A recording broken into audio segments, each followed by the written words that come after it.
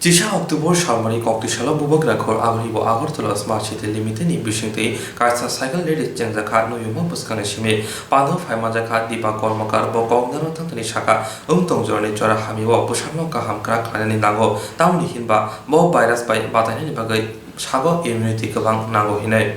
देखिए, सबसे पहले मैं ये बताऊंगी, आज के ज़माने में फिटनेस बहुत इम्पोर्टेंट है, क्योंकि हम जो कोविड-19 के हम जो लास्ट 7 मंथ से जो हमें सिचुएशन फेस करना पड़े, इसके लिए हमारी इम्यूनिटी पावर बहुत ज़रूरी है बढ़ाना। तो मुझे लगता है फिटनेस बहुत इम्पोर्टेंट है, और इसमें हम कोई भी उम्र में, बच्चे से लेके एकदम 60, 65, 70 उसके ऊपर भी एज की जो भी सब है, हम सब लोग साइकिलिंग कर सकते हैं। तो हमारी जो एक एक जॉइंट्स है वो बहुत अच्छा काम करते।